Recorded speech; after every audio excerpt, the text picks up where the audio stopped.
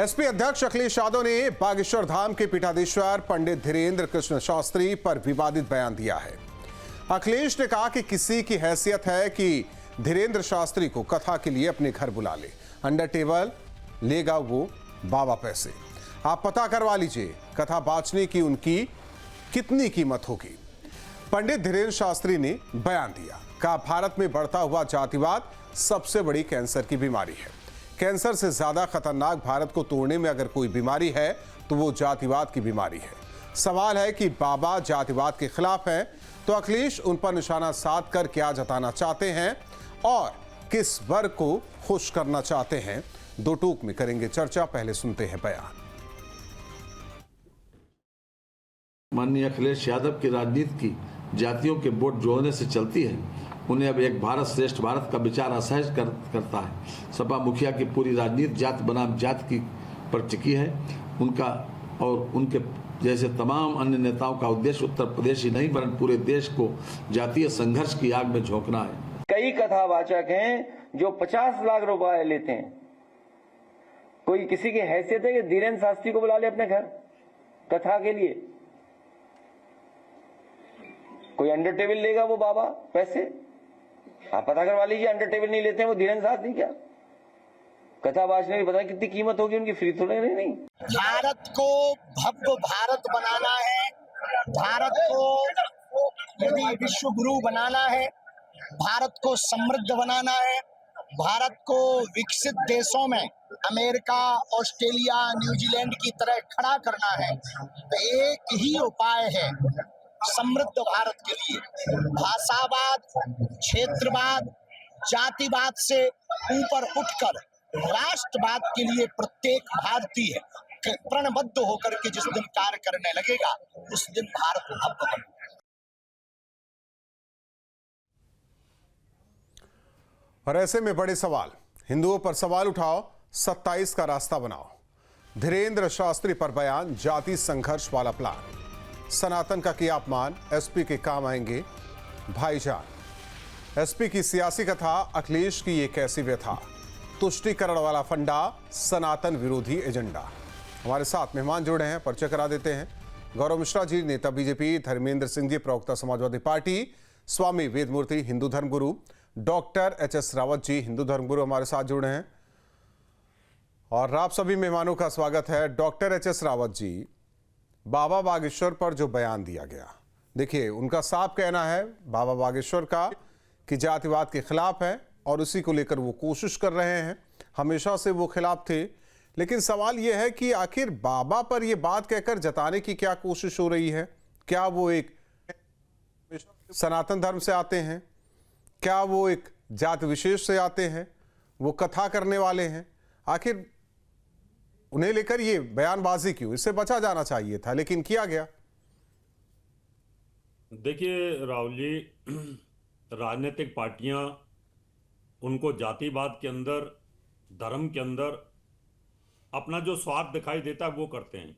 जनता मरती रहे, देश टूटता रहे, राष्ट्र टूटता रहे, राज्य में उपद्रव होते रहे, एक दूसरे को मारते काटते रहे, इससे उनको कोई फर्क नहीं पड़ता है। अखिलेश जी ने जो बयान दिया है वो बड़ा घातक बयान है। उनको नहीं देना चाहिए था इस तरह का बयान।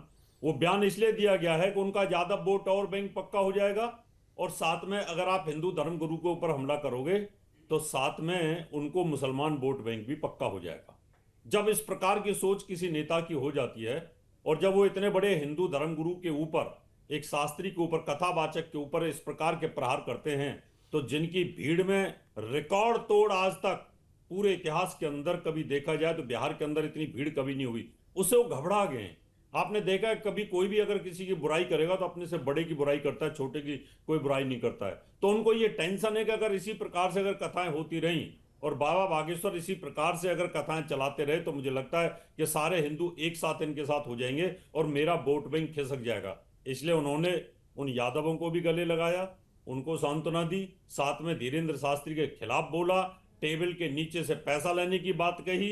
इनको ये समझ नहीं आता कि आप हिंदू धर्म के ऊपर तो आरोप लगा देते हो, लेकिन किस प्रकार से मदरसों में इलीगल काम के लिए बाहर से जो पैसा आता है राजपूत जी, उसकी कोई भी कहने वाला नहीं है। उसकी कोई सफाई देने वाला नहीं है। किस प्रकार से चर्चों के अंदर करोड़ों अरबों रुपए आता रहा है और उन्होंने हमारे 7 स्टेटों को इस हिंदुओं से ईसाइयों के अंदर कन्वर्ट कर दिया, इसके ऊपर कोई पूछने वाला नहीं है। इसका मतलब इन लोगों को सिर्फ अपनी वोट बैंक साधनी होती है। वोट बैंक पर किस प्रकार से हम कब्जा कर सकते हैं और मजबूती के साथ उसको हम रख सकते हैं, वो हमला उस प्रकार से करते हैं। अगर इनमें इतनी ही हिम्मत होती तो एक बार बोल देते कि मदरसों के अंदर जो पैसा आता है, मस्जिदों में जो पैसा आता है, आतंकवाद के लिए जो पैसा आता है, हिंदुओं पर जो हमला किया जाता है उसके लिए पैसा आता है, वो 2 नंबर का पैसा टेबल के नीचे से आता है कि टेबल के ऊपर से आता है, किस प्रकार से पैसा आता है सबको पता है। सारे नेताओं को पता है कि जब वो मुख्यमंत्री थे उनको भी पता है कि कितना उत्तर प्रदेश के अंदर कन्वर्जन किया, चाहे वो जिहाद के नाम पे किया और चाहे धन देकर के किया गया।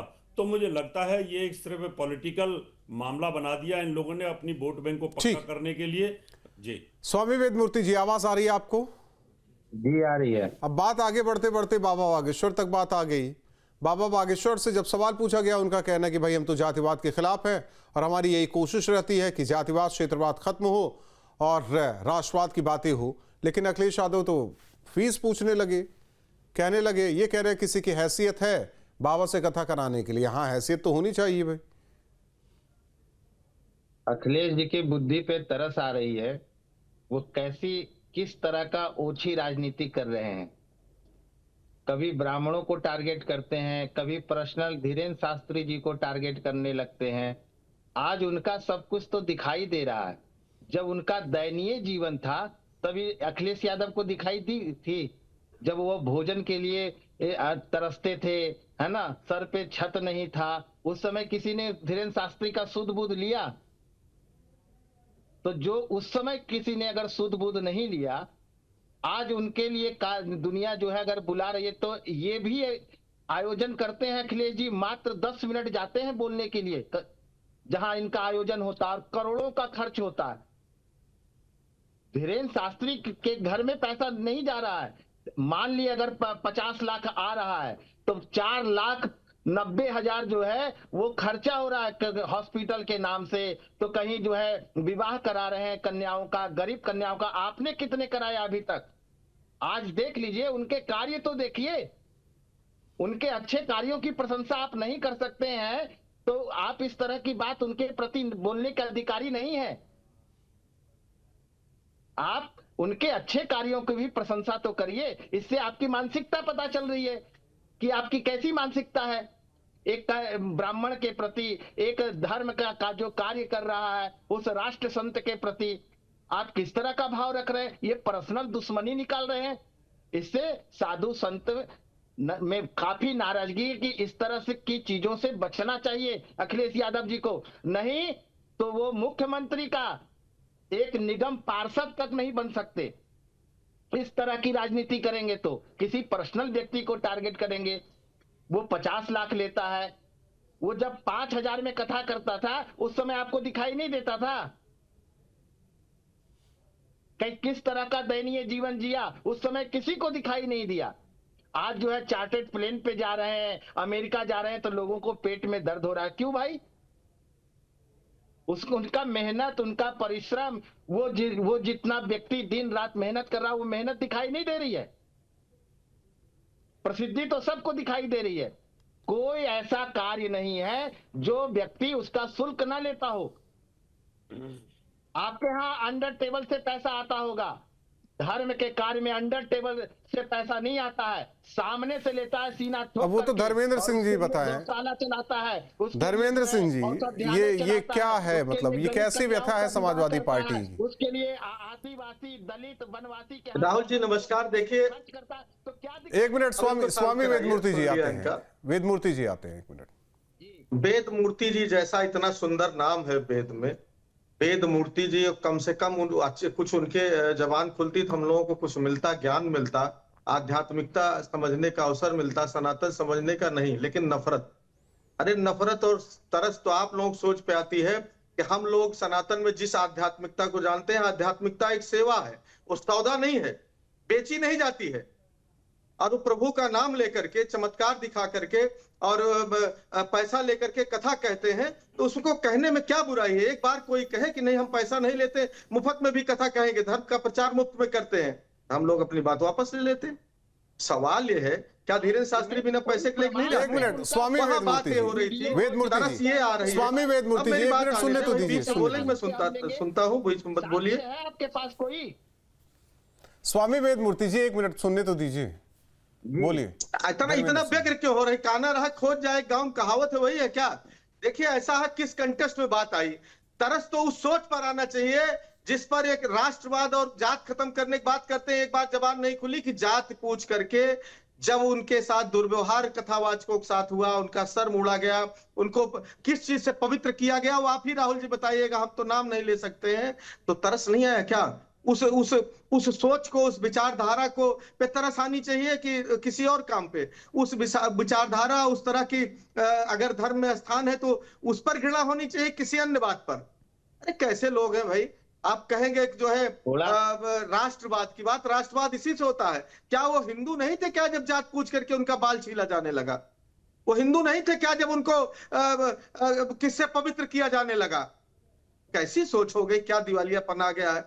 अरे भाई, वो पैसा लेकर के कथा कहते हैं तो इसमें क्या बुराई? आध्यात्म अलग चीज है, संतति अलग चीज है, लेकिन कोई व्यापार कर रहा है, वो पैसा कहाँ खर्च कर रहा है उसका अलग वेदमूर्ति जी, लेकिन वो पैसा लेके कथा कहते हैं कि नहीं कहते हैं? आप बताइए जरा एक बार, बिना पैसा लिए कथा कहते हो? गरीब आदमी के आके कह दे तो मैं जान जाऊं कि हाँ चलिए हम लोग अपनी बात वापस ले लेते हैं। ठीक है, अच्छी बात। किसकी? वो तो उन्होंने कहा कि इटावा में किसी की हैसियत नहीं है कि उनको इतना पैसा दे कथा कहला सके। अरे गरीब आदमी जो गरीब नहीं, कैसे ऐसी बात नहीं है। उस इलाके में नहीं, उस इलाके में हैसियत क्यों नहीं है भाई? क्यों नहीं है? ऐसे क्यों कह रहा है कि उस इलाके में हैसियत नहीं है कि बाबा बागेश्वर को बुला ले? है भाई, हम देखिए, हम लोग सामान्य परिवार के लोग हैं, सामान्य परिवार के लोग इतनी रुपया दे करके कथा कहलाने की हैसियत में कोई नहीं है। वही बात उन्होंने कहा कि भाई 50 लाख रुपए ले रहे हैं, फिर आप बुलाएंगे टेंट से, माइक से लेकर के करोड़ों रुपए की उनकी कथा में खर्चा है। किसकी हैसियत है भैया? परिवार चलाना मुश्किल है, इसमें उनकी कथा कौन? नहीं, अखिलेश यादव तो बुला सकते हैं, जिनके पास पैसा करा रहे हैं अखिलेश यादव तो बुला सकते हैं, सफाई में करवा सकते हैं। बाबा विशेष रूप से हिंदुस्तान में अपने कथा के माध्यम से समाज में नफरत पैदा कर रहे हैं। बाबा की कथाओं में पैदा कर रहे हैं, कौन पैदा कर रहा है? गौरव मिश्रा जी, बाबा गौरव मिश्रा जी, अरे मेरी बात सुनिए, सुना लीजिए पहले। आधुनिक सोच को पीछे ढकेलकर, वैज्ञानिक दृष्टिकोण को पीछे ढकेलकर चमत्कार की बात करते हैं, और चमत्कार के बाद कथा का राजनीति और धर्म का घालमेल करके पैसा वसूल रहे हैं। क्या गलत इसमें कहा? धर्मेंद्र सिंह जी, केवल हिंदू बाबाओं पर, सनातनी बाबाओं पर और किसी पे बोल सकते हैं क्या? राहुल जी दावे से कह रहा हूं, देखिए, पहले हम सुधरेंगे, जग सुधरेगा। हमारा कॉन्सेप्ट है सनातन का कि हमेशा बुरा जो ढूंढत में चला, बुरा न मिलिया कोई, जो तन देखो आपड़ो, मुंह से बुरा कोई। हम अपने अंदर के विकार के, अपने धर्म की कमी को कहेंगे, और जो वहां लोग हैं उनका काम है वो वहां का कहें, तभी अच्छा हो पाएगा। हम अपनी कमी नहीं बोलेंगे। समाजवादी की सोच मतलब समाजवादी, ये कहाँ का नियम है? धर्मेंद्र सिंह जी, समाजवादी की सोच मतलब समाजवादी, वो सबकी बात करेगा, किसी एक की बात नहीं करेगा। यही है पहले हम तो सुधर जाए, हम अपना आचरण सुधार ही नहीं पा रहे। पहले मतलब पहले समाजवादी पार्टी के सारे सनातनी सुधर जाए। गौरव मिश्रा जी, ये उनका किया धरा नहीं, वो तो सवाल उठाएंगे, वो तो कह ही रहे कि हम सनातनी, पहले सनातन पर सवाल उठाएंगे, हम बाकी तो बात नहीं करेंगे। हम अपने अंदर, हम ना धर्म विशेष की बात करेंगे, बाकी जो है गांव के गांव हो जा रहे हैं, वहां नहीं पाखंड चल रहा है, वहां तो डॉक्टर ले जाए बैठाए जाते हैं, वो बताते हैं कि क्या करना है, किसको धर्म किस तरीके से अपना पर। एक छोड़ देते धर्मेंद्र सिंह जी, समाजवाद का मतलब है कि अगर आप समाजवादी हैं तो आप सबकी बात करेंगे, किसी एक विशेष की बात नहीं करेंगे। समाजवाद की यही परिभाषा है, इतना मैं जानता हूं। नहीं राहुल जी, मैं क्या कह रहा हूं, पाखंडवाद हो, वितंडावाद हो, झूठ हो। पाखंडवाद क्या? वो जाके नाचने लगते हैं, भूत जैसे भूत पकड़ लिया, तब तो बात नहीं करते। ठीक है, गौरव मिश्रा जी, बहुत सॉफ्ट टारगेट है। देखिए, असहिष्णुता सहिष्णु है, असहिष्णु नहीं है सनातनी, कोई भी कुछ कह के निकल जाता है, कहने दीजिए। यही है ना उत्तर प्रदेश, यही रामायण की, रामचरितमानस की प्रतियां जलाई गई। अब शब्द कितने बोले गए, कितना कुछ होता गया, बाबाओं पर लगातार कमेंट, अब फिर कमेंट पर्सनल होते जा रहे हैं। सवाल यह है कि सनातनी भी हैं, ब्राह्मण भी हैं और कथावाचक भी हैं। दिक्कत इस बात से है। अब देखिए राहुल जी, सनातन उस समुद्र जैसा है जिस समुद्र में पवित्र नदियां भी गिरती हैं और गंदे नाले भी गिरते हैं। इसलिए सनातन का स्वरूप उसी जैसा है। रही जहां तक बाबा बागेश्वर की बात है, वो ब्राह्मणों में श्रेष्ठतम जो कुल होता है वो मामखोर के सरयू पारेण शुक्ल हैं, ब्राह्मण हैं, श्रेष्ठतम ब्राह्मण हैं। और उन्होंने अपने कथावाचन से उस बंजर में खेती की है जहां कभी कोई जाता नहीं था, कोई पूछता नहीं था। चतुर्थ श्रेणी का नागरिक उस क्षेत्र के लोगों को समझा जाता था और वहां अपने कथाओं के माध्यम से, उसी चमत्कार के माध्यम से 300 करोड़ का कैंसर का अस्पताल बिना किसी सरकारी अनुदान के बाबा बागेश्वर धाम की कृपा से वहां पर बन रहा है। ये उनके पुरुषार्थ का कमाल है। और जब एक ब्राह्मण एक चीज मैं बोलता चलूँ गौरव मिश्रा जी, मैंने कई जगह देखा है, कई सनातनी है। मैं एक बात गौरव, एक मिनट धर्मेंद्र सिंह जी, मेरा वाक्य पूरा हो जाने धर्मेंद्र सिंह जी बीच में मत बोलिए। गौरव मिश्रा जी से कह रहे हैं, केवल वही नहीं, कई जगह मैंने देखा कि अस्पतालों को चलाया जा रहा है, अनाथालय को चलाया जा रहा है, वृद्धाश्रम भी चलाया जा रहा है, बहुत चीजें चलाई जा रही हैं। जो कहा जाता है ना, ये फीस इसलिए लिया जाता है, ये फीस इसलिए लिया जाता है, और किसी धर्म में बता दीजिए कि ये होता है, नहीं बता पाएंगे बाकी लोग। गौरव मिश्रा जी कंटिन्यू कीजिए। नहीं राहुल जी, मेरी पूरी बात हो जाने दीजिए। मैं जो कहना चाह रहा था उसको पूरा होने दीजिए। राहुल जी, जब कथा होती है ना तो केवल ब्राह्मण नहीं जाते उनकी कथा सुनने।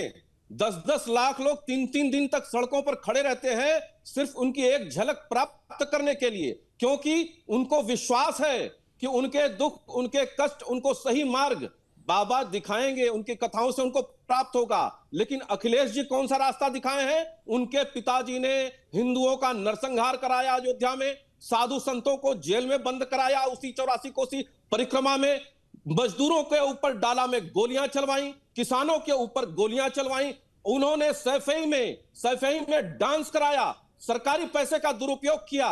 ये उन्होंने समाज को दिया है। और उनका अस्तित्व किससे है? हिंदू धर्म की एक जाति को उसकी मुख्य धारा से तोड़कर, जो हिंदू धर्म की मार्शल जाति थी, जिस पर पूरे हिंदू धर्म को प्रतिष्ठा है, जिस पर गर्व रहा है, और उसको कहीं ना कहीं आज जो मैं उन शब्दों का भी प्रयोग नहीं कर सकता, उसको दिग्भ्रमित करने का काम किया है, उसको रसातल में ले जाने का काम किया है। और उस जाति के चंद लोगों को जो इनके सामंत थे उनको लाभ पहुंचाने का काम किया है। इसलिए आज उनको इस बात की बेचैनी हो रही है कि अगर ये समाज एक हो जाता है, एकजुट हो जाता है, राष्ट्र के साथ खड़ा हो जाता है, तो उनकी राजनीति की दुकान जो सफेई से चल रही है वो बंद हो जाएगी। इसलिए साधु संतों के ऊपर वो हमलावर हैं। वहीं कानपुर में वो जाते हैं, वहीं एक एस्ट्रोनॉट के ऊपर जाते हैं अंतरिक्ष यात्रा में जो गए हुए हैं शुक्ला जी, वहीं पर दुबे जी के परिवार में नहीं जाते हैं, कहते हैं मैं उनको नहीं जानता, जिनकी पहलगाम में मैं समझ सकता हूं। लेकिन गौरव मिश्रा जी,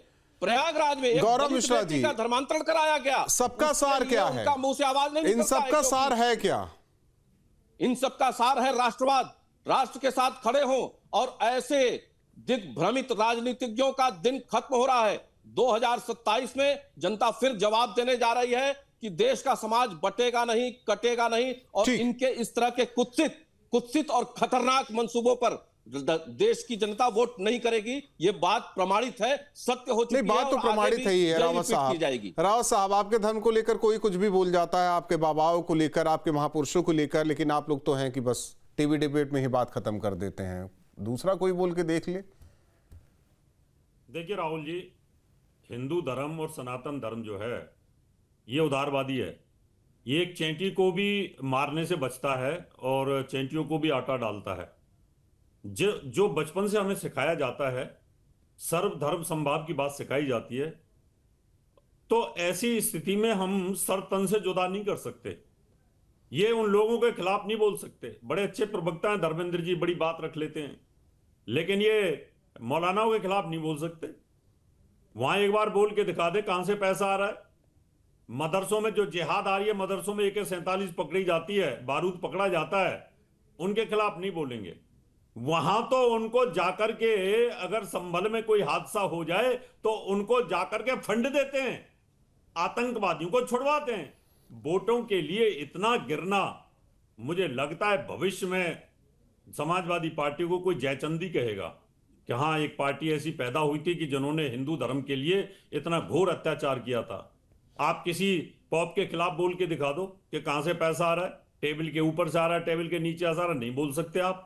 कितने मदरसे ऐसे हैं कि जो बाहर फंडिंग हो रही है विदेशों से, उस फंडिंग का अभी मोदी जी ने रोका है। नहीं तो इतना बुरा हाल था पहले के, चारों तरफ से बारिश होती थी धन की, 2 नंबर के पैसे की, और उससे हिंदुस्तान को तोड़ने की कोशिश की जा रही थी।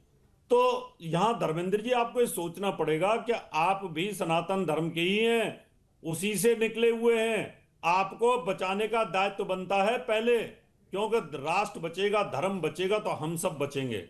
नहीं तो फिर कहीं ना कहीं नवाज अदा करते ही नजर आओगे आप भी। नहीं ऐसा नहीं है धर्मेंद्र सिंह जी ऐसा नहीं है ना, ऐसा नहीं हो। देखिए ऐसा है राहुल जी, मैं सुन रहा था रावत साहब, आपकी बातों का पूरा सम्मान, आप धर्म गुरु के रूप में बैठे हैं, लेकिन आपने देखा भारतीय जनता पार्टी के साथी, शायद मिश्रा जी भारतीय, मैं देख नहीं पा रहा हूं, भारतीय जनता पार्टी का प्रतिनिधित्व कर रहे हैं, उन्होंने सबसे पहले कुल वर्ण का विशेषण दिया कि वो इस तरह से जन्म से श्रेष्ठ है।